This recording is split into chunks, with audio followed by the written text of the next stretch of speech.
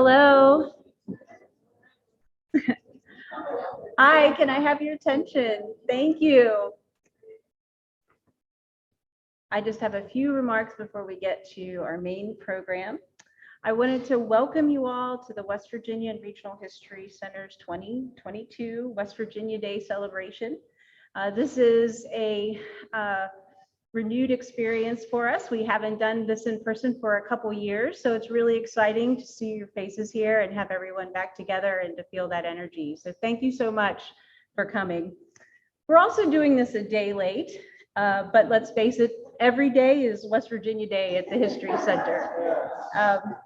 And I hope everyone got to celebrate yesterday. If you're a state employee and you got that extra day off, or if you didn't have the day off, I hope you got to have a pepperoni roll or go take a walk in the woods or whatever way you enjoy our state. So we're here today to mark the West Virginia Day occasion by considering West Virginia's poetic heart. The beauty of our land, the pain and strength of our people, the fight for recognition and justice, love, plain silliness, and whimsy, all of this and more can be found in the words of West Virginia poets. The West Virginia Regional History Center holds the papers of many noted West Virginia writers, and this year we have taken the opportunity to share some of them with you. I invite you after our program today to come upstairs to the 6th floor and see our new exhibit that features books, manuscripts, drafts, and lots of poetry, materials from our collection. I wanted to take a minute to thank the staff of the History Center for their assistance with the exhibit preparation. Everyone contributed in some way, both directly and indirectly, but I especially want to acknowledge Catherine Rakowski. Catherine spent countless hours researching and compiling materials, working with me to write labels and to put things in cases, and without her, this would not be happening. In addition, I want to thank Stuart Klein and John Cuthbert for their contributions to the exhibit too. Also, Mary Alvarez, Monty Maxwell, and Thea Brown for promotions and logistics of the program. Another thing to note is that we will be giving away commemorative posters. Some are on the back table here. They'll also be available upstairs. This year's poster was designed by West Virginia University graduate Kelsey Downing. And with all of those acknowledgements out of the way, I wanted to move on to our program. First, I want to acknowledge our regret that Maggie Anderson can't be with us today. She is featured in the exhibit, and her papers are an important part of our literary collections. Despite her absence, I know that we are in exceptionally good hands, those of West Virginia's Poet Laureate, Marc Harshman. Marc's papers are also a hallmark collection at the History Center, and he just dropped off some more boxes this morning. Marc is a poet, a teacher, a storyteller, and a children's book author. He leads programs and workshops and gives readings. He's published 7 poetry collections and over a dozen children's books. Some of those are available for sale at the back of the room after the program. And I also want to take a moment to point out that Marc is just beginning his 10th year as laureate. So congratulations, Marc, on that milestone.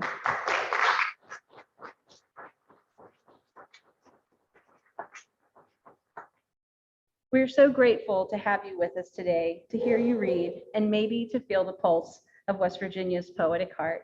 It's my pleasure to introduce West Virginia's Poet Laureate, Marc Harshman. Thank you, Lori, so much. She's been a real sweetheart. I mean, I thought it was a little difficult navigating some of the changes that happened pretty last minute. And of course, we're both very sad that Maggie couldn't join us, but Lori's been a real trooper and made me feel really welcome. I certainly want to thank the center and the library in general for all their kindness, and a special thanks to John Cuthbert, who it was that first approached me about making sure I got all these boxes out of the basement that Cheryl's been after me for decades to get rid of. So she's very grateful, and so am I.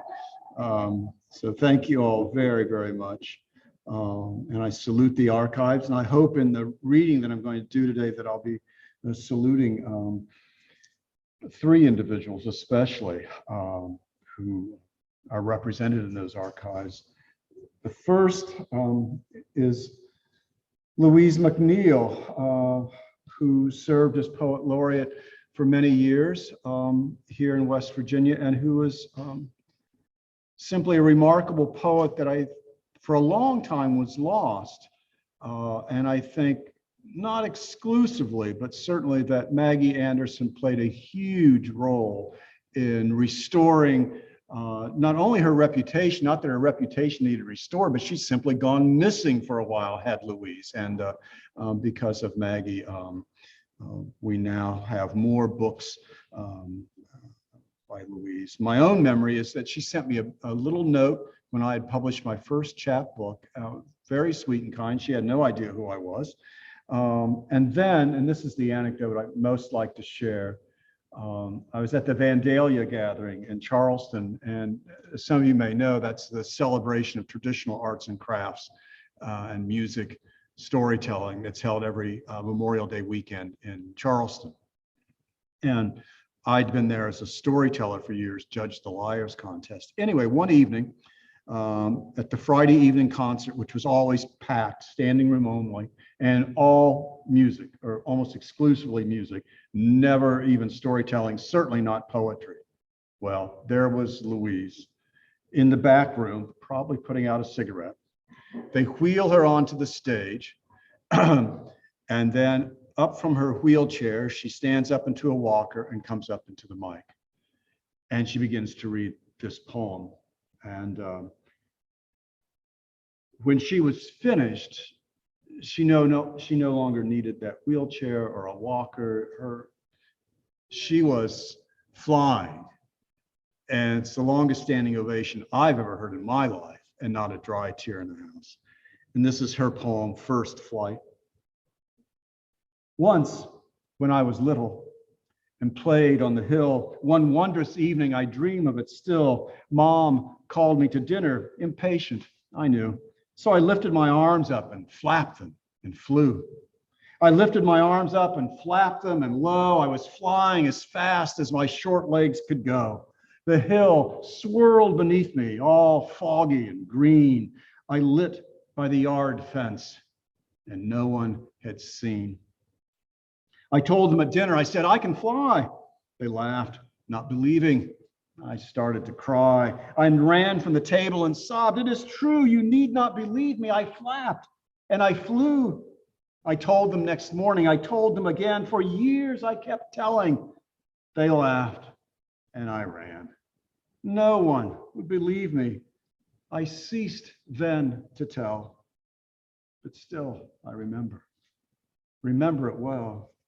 One soft summer evening up there on the hill, before life had harried the reach of my soul, I stood there in twilight, in childlight and dew, and I lifted my arms up and flapped them and flew.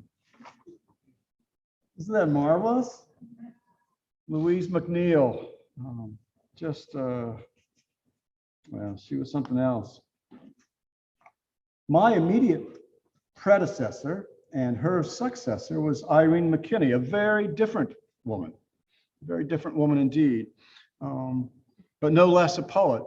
And I can say that I knew Irene. We were never close, not as Maggie and Irene were close, but she was a great reader and has written some of the most fantastic poems I've ever written, not just in Appalachia, but throughout. She should stand with all the great poets of this nation.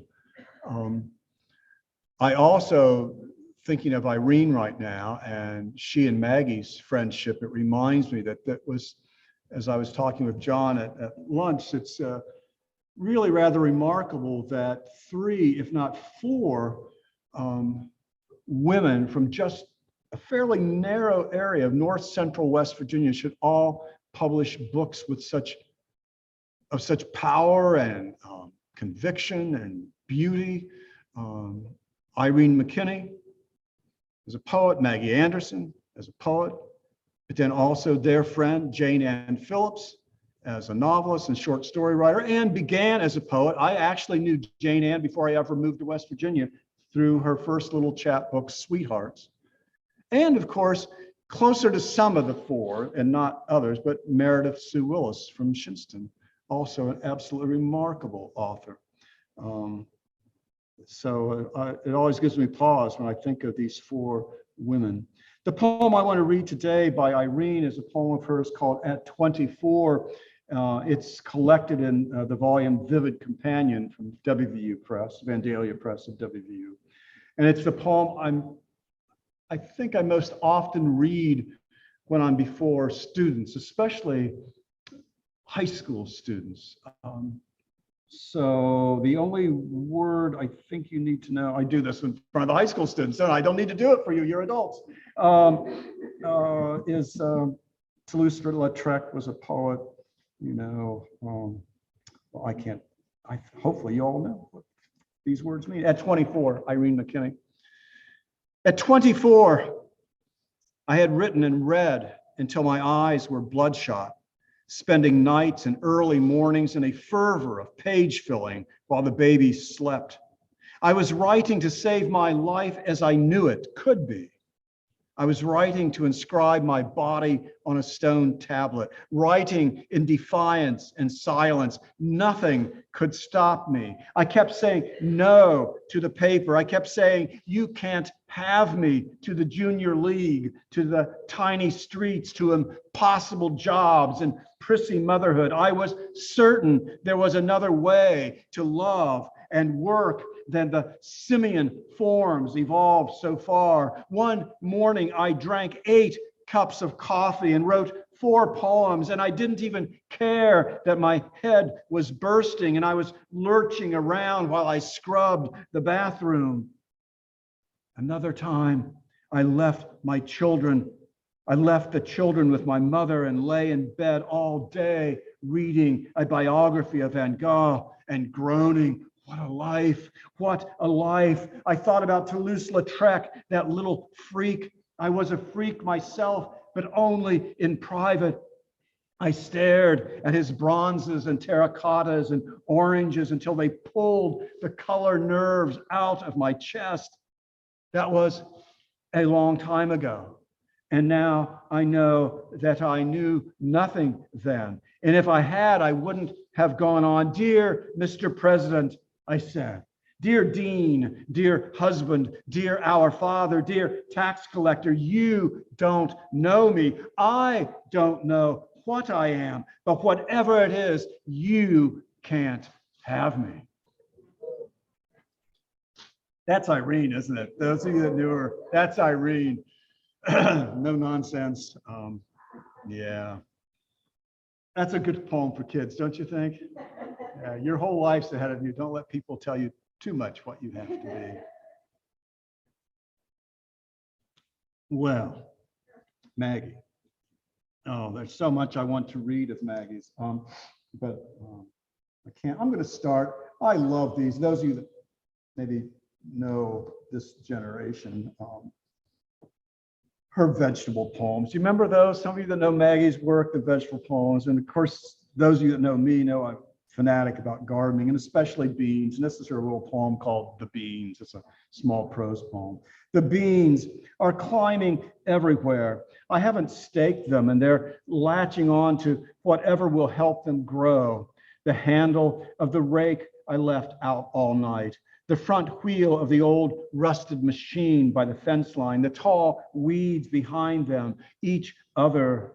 And their desperate pushing is faintly crazy in the way we are all crazy when we try to remember where it was that this happened before in just this way. Like a suicide rummaging for razor blades, a deaf man teaching himself to whistle. So if you like that, Maggie's got other vegetable poems. They're such a treat. They really, really are.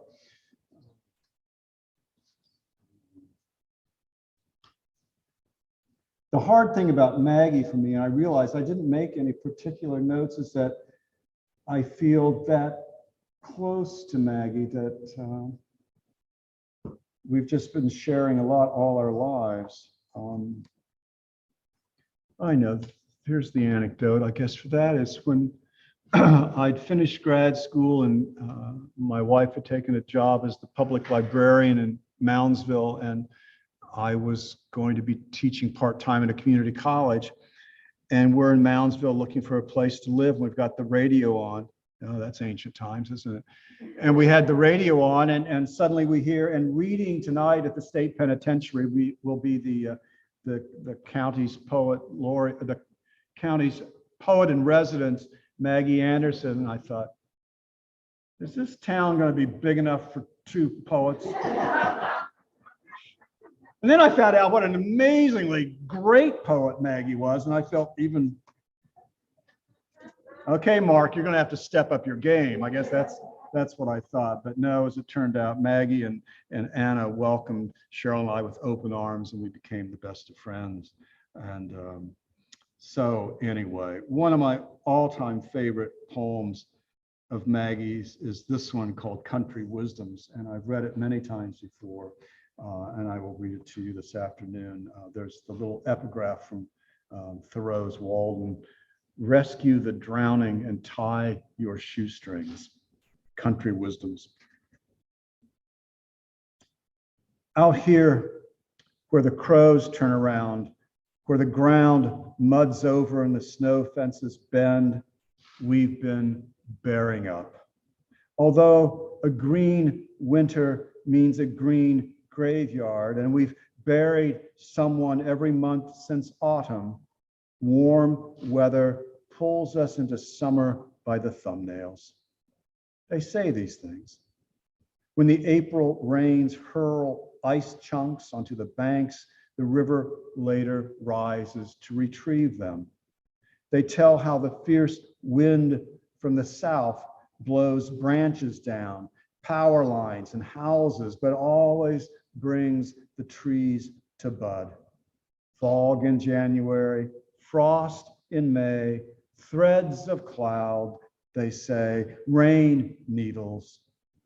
My mother would urge, be careful what you want.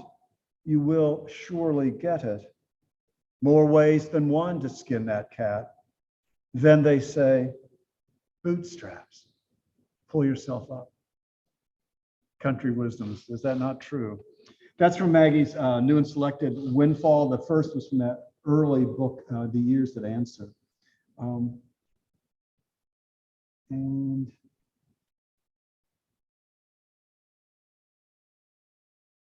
I want to read this one from Cold Comfort.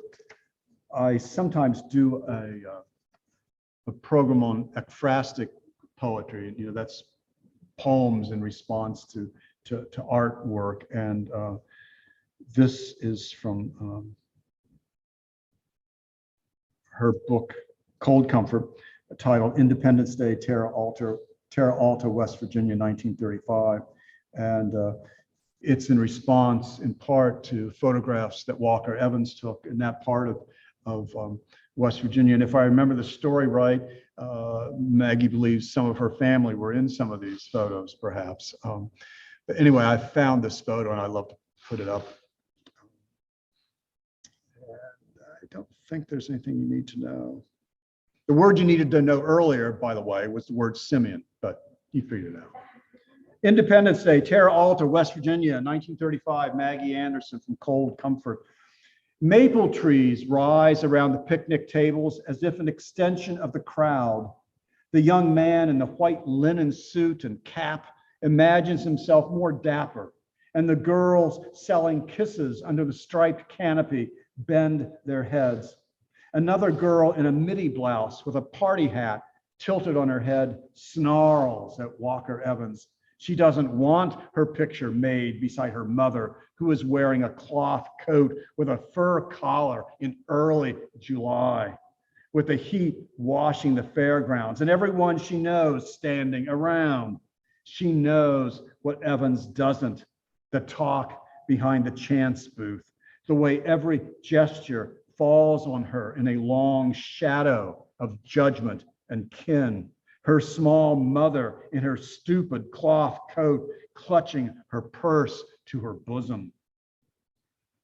if you know small town America, that is just so true. Every gesture falls on her in a long shadow of judgment and kin. Yeah. You should see this photograph. Go look it up. You can find it with this title. That girl is, what's how Maggie put it? It's just perfect. Snarls at Walker Evans. She doesn't want to be in this photograph. It's true. All right. You know, it's funny. I want to rave about all of Maggie's poems, but I have to tell you, her newest volume, Dear All, it's almost as if it's committing a small sin that I read one poem because the whole volume is just that good. But I am going to read just one poem for now. This is called Note from My Father. Dear All, lovely, lovely book, published in 17. It's another 4-way book. So, Note from my father. I wake from a dream of wild horses and remember my father. Sorrow, sorrow, sorrow.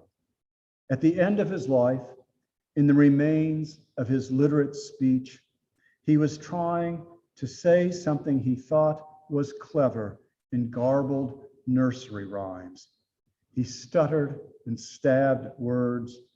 Like a horse trapped in a forest, he lifted his head and threw it back, snorted and cleared his throat.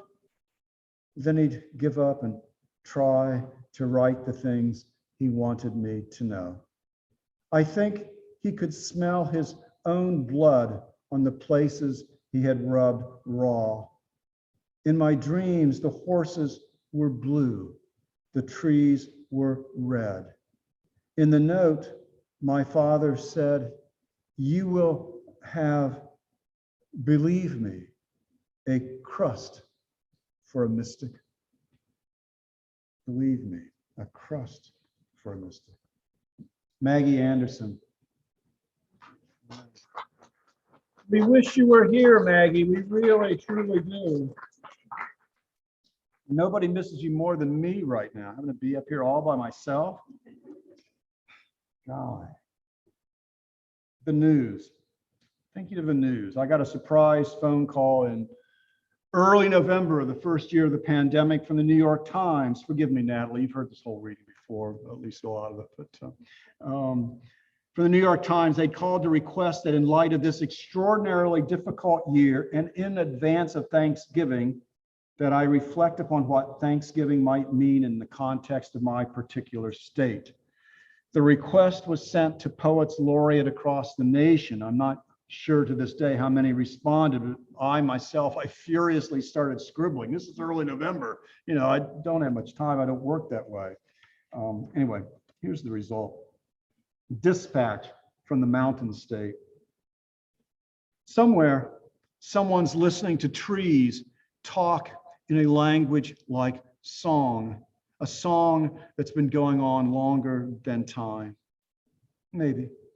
Here, we take the maybe with the bad and the certain, along with everything else. Nothing goes to waste in the heart of Appalachia. Elsewhere, behind a curtain, an old man watches his neighbor trudge through snow to bring shovel and soup. Elsewhere, a child's racing the sidewalk home to a dinner where grandma sits in state and in grace. And somewhere, someone's sleeping rough on a cold night, and someone knows how to find this man, how to find a roof, blankets, coffee, hope.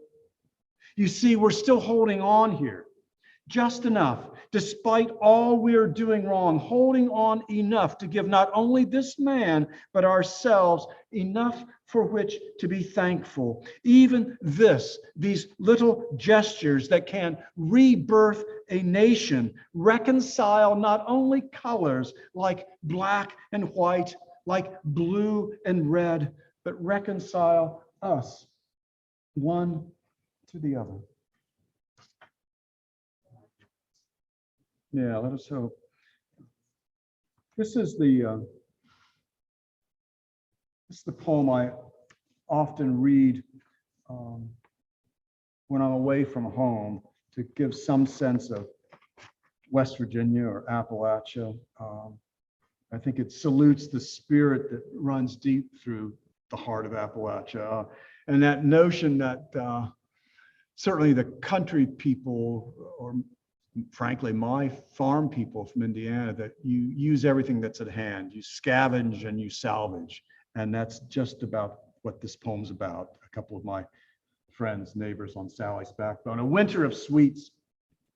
Far below the hayfield, in a grove of post locusts, Jim Gorby, exploring an abandoned house that had stood below the old Miller place, was ready to believe in ghosts when Jerry Briggs, home from the war, stopped hammering on a sheet of tin he was hoping to salvage and revealed an infernal roaring deep within the old clapboards, as if 1,000 restless spirits were clamoring to be let out.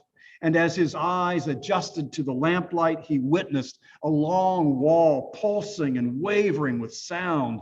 The trembling there transferred itself quickly to Jim, who, white-faced, began easing himself from the room. But Jerry had heard of this before and knew. And a day later, in better light and cautiously with smoke, began unpeeling the century-old poplar siding, lath and mortar dusting the toes of his boots, and there beneath the thumb of his crowbar found a giant's hive of locust and clover honey, a marvel to see, and as he was like to say years later, promising a winter of sweets.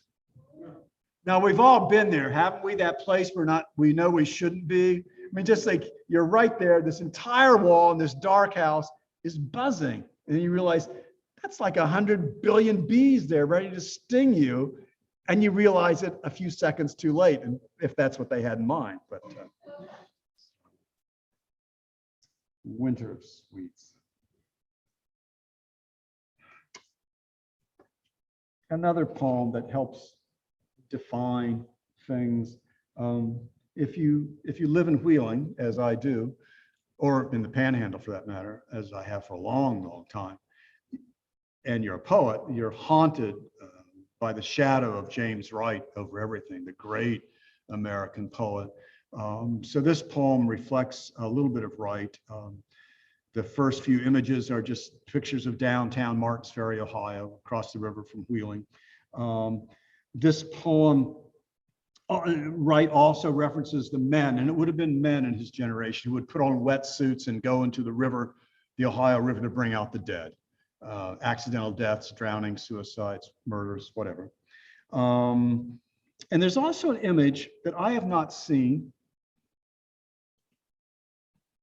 in a long, long time. People that go to the beach in the summer tell me they sometimes see it, but little propeller airplanes that trail signage behind them, you know what I mean? Eat at Joe's, something like that. That's in the poem. And I think that's all you need to know.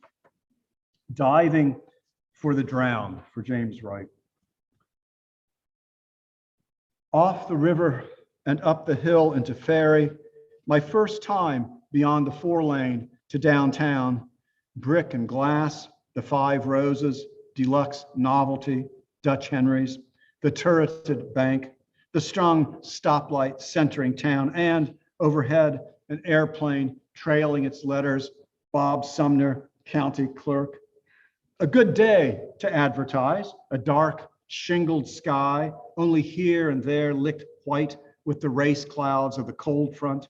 A good background for words, the letters only occasionally tipping out of sight. A good background, the valley direct and unmistakably Appalachian. The crowded squeeze of houses between hill and river, between factory and rock, coal and smoke. The kind of place you want to leave and somehow never do. Small towns like this hold on forever. Their close blanket of sweat, their tight rooms of cigarettes and cold where you fight to sleep. There everybody knows you, faces flashing everywhere you turn on the brick rumpled streets. But there were heroes, ones who knew something, who knew the underriver and found the lost. The rivers stink, a pale skin of rot upon them. The ones who came back living, rising with stories from that dive into the green silver and silent current, who had reached into that liquid night and rose, having touched death with life, yet having brought no answers, but the persistent one that lives with the telling, the return of words that keep us close, next to each other. So that's home wheeling. Here's a moment back home in Indiana. And although we lived on the farm outside of town, this is for my town grandmother. That's who I have in mind here. And it reflects, I suppose, on how I might imagine that even then I was going to become this man who I am now, a writer. The poem's dedicated to Bonnie Thurston. Grandmother at the dressmaker's. A bolt of heavy cobalt gabardine shot with silver and scarlet threads lay across the cutting table. It was July. The overhead fan threw slow shadows upon the patterned tin ceiling. The neckline of Grandma's cotton house dress had grown dark with sweat. The street outside Mulberry was empty. It was that hot. Grandma, however, made lists and did not move from them. A few minutes, that's all. I did not chafe too much at the familiar words heard in the grocery at the neighbor's fence, though always my hand was tugging at her sleeve. Bored, yes, but content enough, able to wait for the promises: lemonade, ice cream, cookies. It was to be an elbow's length longer than the yardstick. There was tracing paper, thimbles, tweezers, bodkins, and pinking shears with their intriguing teeth. I took it all in, bothering and circling the women with questions, anxious to know as much here as I did in the barnyard with Father. It was not poetry, not yet, but it was life as I knew it, and I was keen to know it more, to keep gathering as I did berries and stamps and pebbles, to see what rarities might show up, sparkle and speak. Muscled cloth, scissor slash, and how precision might be wedded to beauty, to be the kind of gatherer who would not starve, even if my clothes grow thin and I can't find much to say for myself other than I am still here tugging at her sleeve. So that's a dangerous poem for me to read, given that I know next to nothing about the subject itself. You've just heard it all right there. So all right, let's do a pandemic poem. Forgive me. But it's certainly been real, hasn't it? Strange, strange years we've all lived through.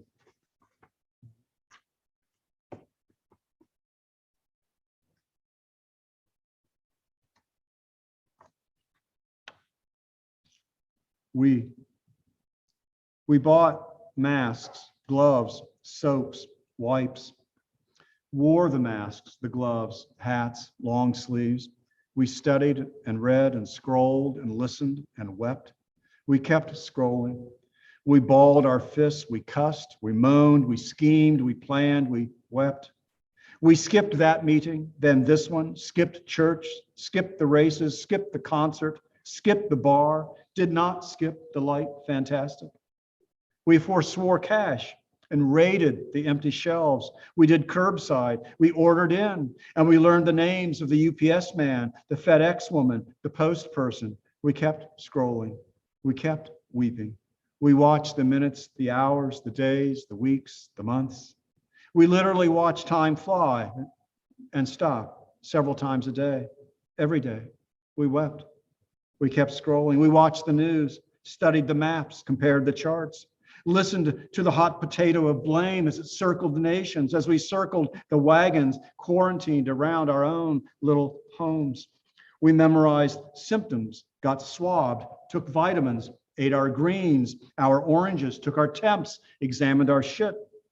We wrote, we called, we Zoomed, we traded real for virtual, we traded people for memes, we traded money for memes, we traded thought for memes, we memed for memes. We kept scrolling. We forgot to weep. We shut the windows, closed the doors, locked the doors, pulled the shades.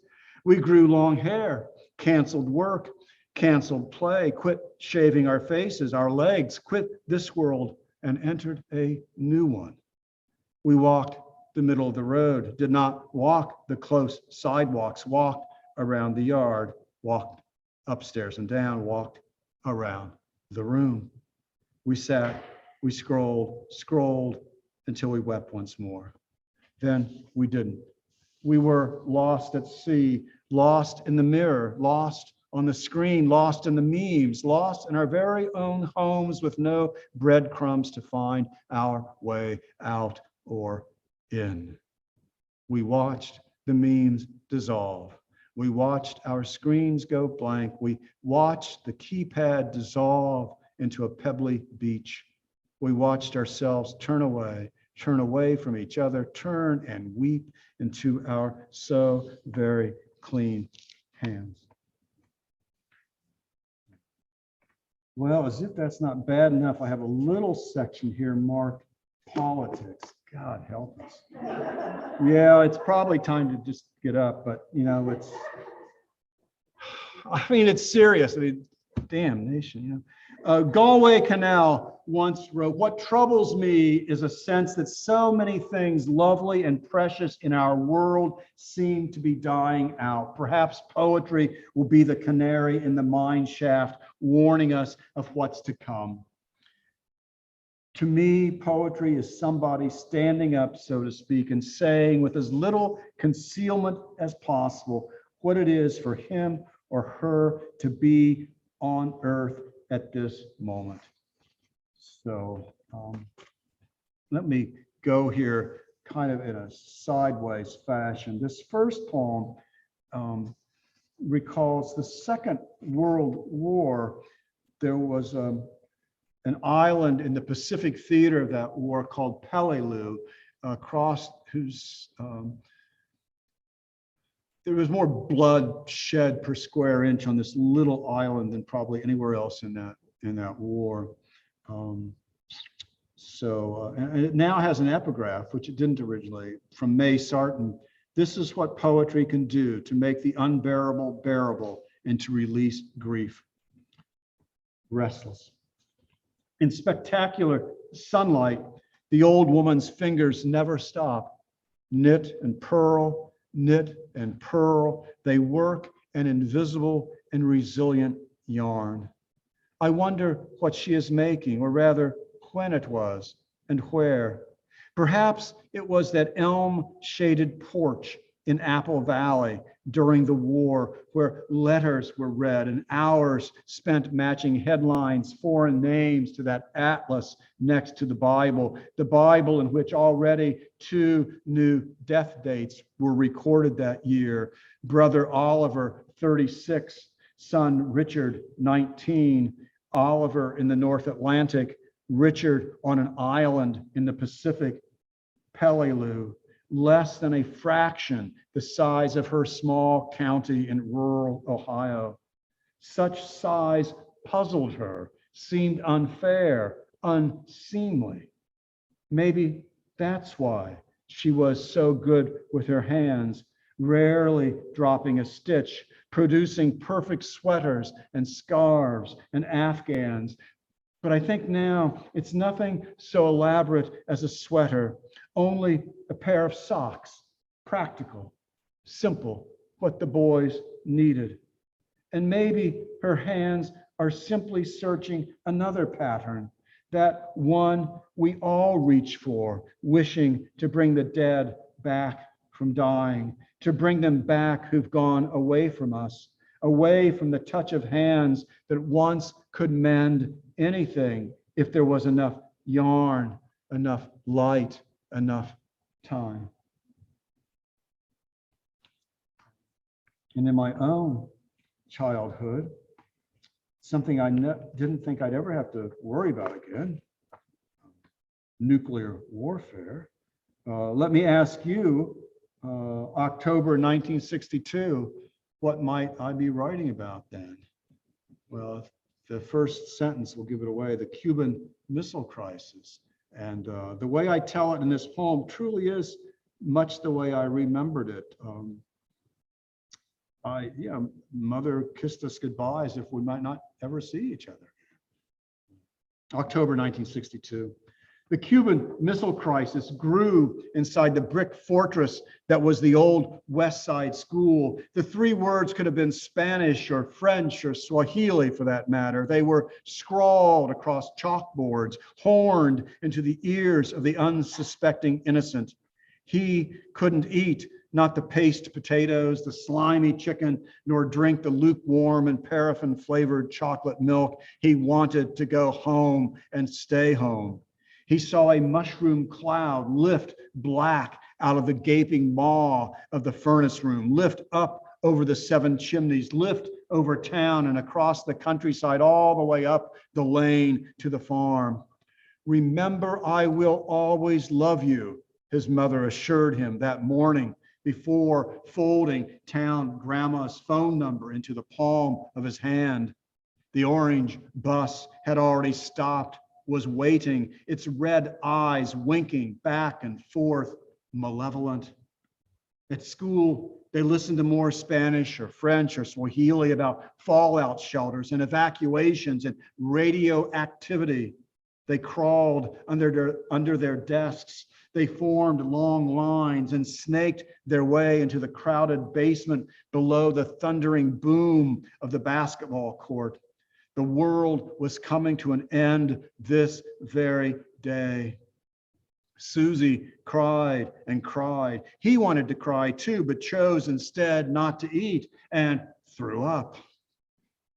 When he looked out the window at 3 o'clock, he saw his grandma standing on the sidewalk beside her peach and cream Buick. She had on her Easter hat with the pink roses and her white gloves and her little white purse with beaded pearls along the strap. And she was smiling like she always smiled, as if the world would never end, as if everything was all right. Funny or not funny, I don't know what to say.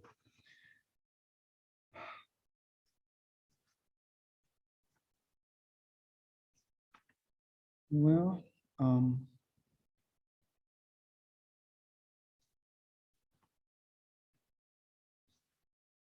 yeah, the next poem came about through a convergence of events after an overnight stay in a city far away from home, a torrent of headlines underscoring the injustices being waged against people of color throughout America, and the temptation to surrender to wallowing in easy Facebook posts and the lip service white America too often pays to social action. And though knowing it was not that much, this was my work that night, I realized. My work, my words, I must make them do as much as I could. So this is that poem, titled Black and White. The rabbit lawn on the north side between the railroad tracks and highway is deserted, but for these 5 blackbirds and a limp fence of yellow tape. The boy in jeans lay spread-eagled on the asphalt, unblinking when the sun first stepped between the bright clouds. I began to write that I still have time to do something, to relearn what I can do without his blood on my hands or his last words on my tongue. But I can't. I'd be lying. Really, there is no more time in this world or the next. I can only do this, tell you to count those birds again, give you room to sit down beside me and tremble with the silent mothers for whom the phone has not yet rung, to ball your fists with the silent fathers on whose door the knocks have not yet fallen. We don't have much time, but we have enough to look at those black feathers against that white sky, to look at black and white and wonder how you and I could possibly think the responsibility was ever anyone's but our own. Thanks. All right. There's never enough time. I could stand here all afternoon, sorry.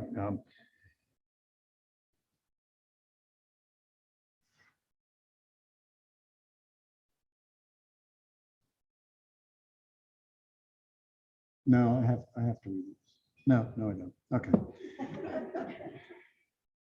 Here's a poem called Politics. And it's not really about politics. It's much more lighthearted. Those of you that know Jackson's Mill, I am sitting on the porch at Jackson's Mill. I may be screwing up the geography a little bit to see what I think I'm seeing, and I'm also fantasizing, which I do a lot of. Politics. Here on a narrow balcony, the politics have at last fallen mute. Hard times ahead for sure, likely worse, but I believe there are moments like now when these geese are able to spirit them away, moments when even that pale smudge of moon holds still its place over the mountain, another favor from an avatar whose many names I'll never know. There are as well the empty bleachers and a few crickets below them, unconcerned with what has gone before and what comes after. But I do know boys will again gallop terribly against each other's bodies tonight, stealing the quote from Wright's famous poem about football. But I do know the boys will gallop terribly against each other's bodies tonight. And when the storytellers take the stage, a girl will fall in love with the words hickory and lozenge. Believe me, I don't know what to make of any of this, but I am inclined to trust the recondite mischief of that girl. These random messages now flooding over me every day. Reason will be forfeit for this night, and my rational fears indicted.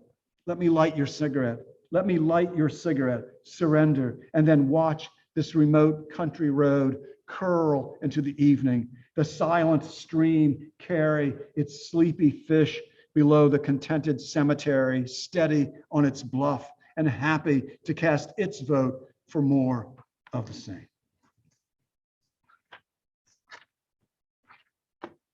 I should read one from my newest book, Woman in Red Anorak. God, my notes here say that somehow, if you're paying attention, you'll hear references to Lou Reed, the Velvet Underground, and the Smiths. You tell me, I don't know, I don't remember this. Violets. Oh, and I censor this poem occasionally. I will not censor it for you. Violets. The light falls green along the sloping hill with its meandering streams of purple. I try hard to be there by being here, to make some things mean something. The TVs are coming on, their erasure of so much I used to know. A friend has thrown all her dreams into the shithouse and wanders in circles in a small room on the edge of town. Another sits by a window translating conversations between Lincoln and Kennedy, adopting stray cats, the occasional man, spending weeks creating stories that might lead them all home. My watch circles inside a loop larger than I can imagine. There are memories hanging from its arms, piling up one on top of the other, trying to slow its inexorable tick. Who would have thought they weighed so little? I cup a few of my smaller dreams in the palm of my hand, hold them up to the airy light I know by faith is destined to extinction. The violets have begun to sing now, a small drop of rain in each of their throats. All right, I want to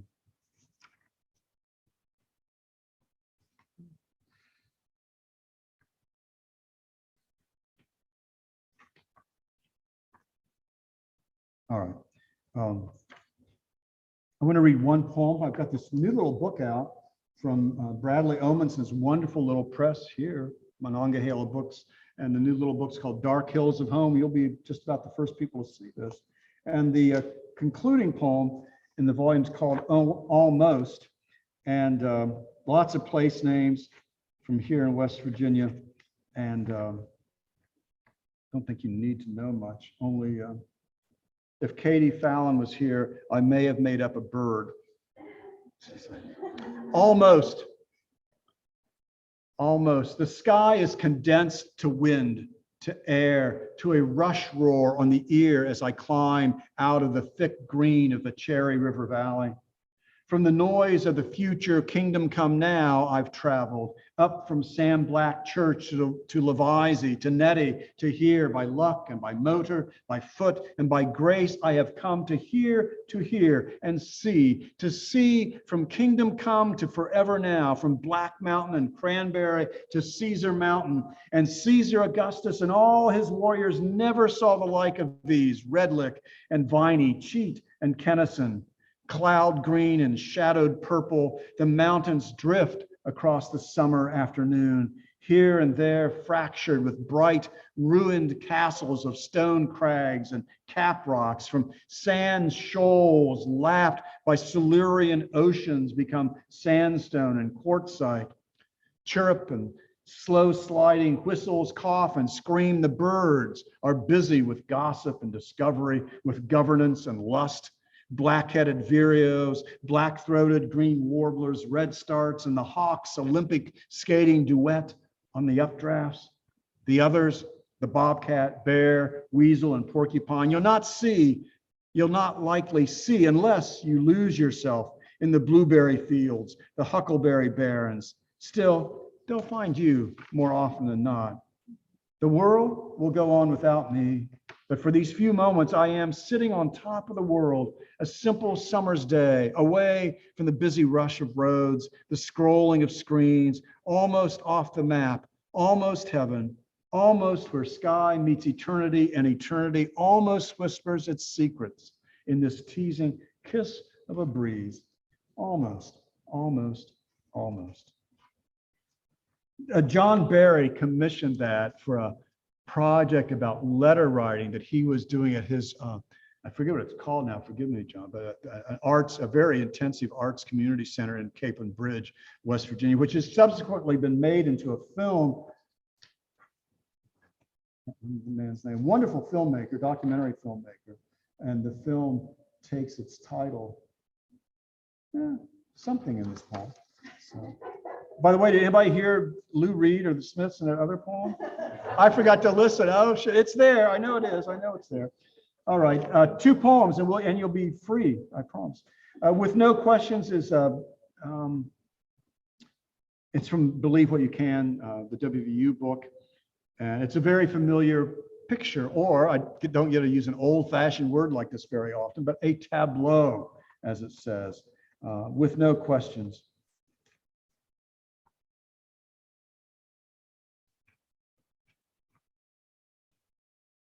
A steady sheet of rain is slipping through the woods, apple blossoms plastering the ground as if a last snow. The gentle rush of the creek will be both dirge and lullaby. A barred owl stutters deep within the beech grove. My tea is cooling where it sits on the windowsill. The rain lifts its last skirts over the ridge and leaves a dripping quiet in its wake. Suddenly, a tableau of 4 deer within the settling fog. My dog barks now, belatedly, once, twice, to let me know they're there. None of us very excited, though the beauty of it, of them, still slows the reach of my hand for that solitary cup. Meadow grass is dangling from one of their mouths, a damp green bouquet. When I stumble, drawing closer, their matchstick legs ferry them effortlessly down the rocky bank, their taupe velvet flanks soft as kisses, tough as weathered callus, their black eyes, their black noses, every part marvelously balanced. They've stopped now inside some pocket of quiet below me. We are all listening, each to the other, waiting for the next move in the universe. And just here becomes the only place I know where time surrenders to itself and reverses what I think I know. My tea is cold, the dog asleep, the rain gone, and somewhere the owl is sliding the silence into the hidden trees of a deeper night with no questions about philosophy, with no questions at all. All right, I'm going to close with this poem called Poet in the Schools. It's the poem that won the Ginsberg Prize. Oh, you do need to know a couple little things. I refer to Little Orphan and Goblins, and any of you know James Whitcomb Riley and his famous poem, Little Orphan Annie. That's where those words come from. I also use the word Cragen. It refers to an old Irish folk tale, subsequently made into a rather popular Irish folk song. And one school where I taught for many years, I was a grade school teacher, had a fairly large population of special needs children, some of whom were on the spectrum, as we say these days. And I think that's all we need.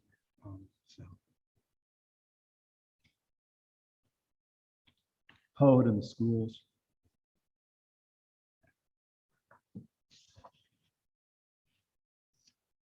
A morning with cold in its teeth, wind turning the children in circles as they waddle from bus to door. Amid the clamorous echoing of bells and lockers and the shrill bleat of the intercom secretary reciting schedules, scores, bland menus of pizza burgers, chicken fingers, and meatloaf, these children survive. In this brick box of a school, I read them poems about Santa Claus and ice cream, the Cragen white hair, and all the ones with silly rhymes. They squirm and fidget, bums flat on the hardwood, and smile, braces gleaming. Some of them smell, others tell without a word about their home lives. His grunge t-shirt, her thin, too short skirt, another's nervous lick eczema. I mourn for them.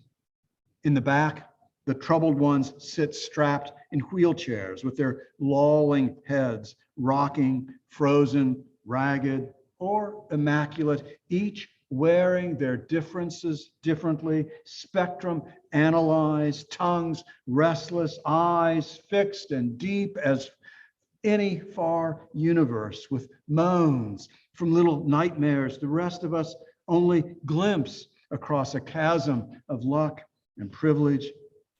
And after silently cursing a small prayer against genetics and certain of the happier gods, I breathe, go on, surrender to what poetry is capable of. Let the shrieking wail of goblins enter this cold gym. Thrill them with the Little Orphan. Let Seuss rhyme laughter with my banter. Entice them and swear to let nothing deny their deliverance from pablum into art, however defined. Paper mache, songs, tales, poems, dance, drums. I must not fail them. No amount of belching, farting, and whispering, no joker sailing a wad of paper or meddling teacher overreacting, no rumbling furnaces or groaning refrigerators will stop the angelic words. Nothing is to deflect them.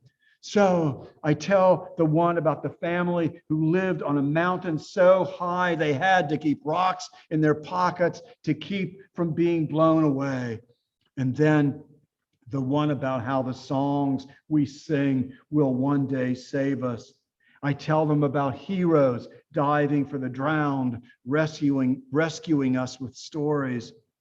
And now the room has grown silent, and I'm pleased, sure enough, and grateful. But then there's this smack and a different silence, an embarrassed one, and another smack, then a kind of out of sync, awkward slip slap. And I see embarrassment coming over the faces nearest, and the slapping becomes louder, approaching assuredly some rhythm.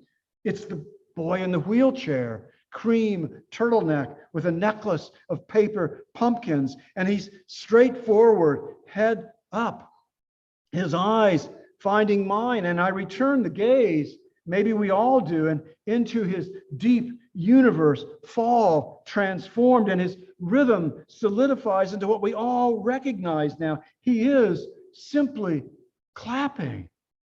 And now we are all clapping together, all of us together as we should be. And I join this extemporaneous applause, knowing it's not for me at all, but for what he's found for every single one of us who's ever not been called on, who's felt hung out to dry, been picked last, been poked, tripped, toppled, lost, strung out, yearning, abused, dying somewhere out of sight in our private universes. And he has opened the rooms of paradise for us to see how simply easy it is to smile as he is smiling, to smile and smile and smile.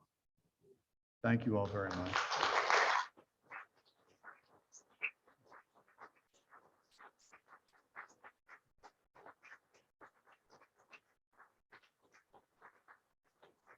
Thank you. Thanks. You're very kind. I don't know. I don't want to hold anybody any longer, but if there are questions, I'd be willing to entertain them. Anything you want to say? Anybody want it? Brave enough? You won't be on Zoom. Only I'll be on Zoom, I think, unless you want to come and stand up here with me. Okay, well, great. I look forward to visiting with you. There are books for sale. Better yet, there's cake in back. And thank you all for coming, and thank you for being so kind. Okay.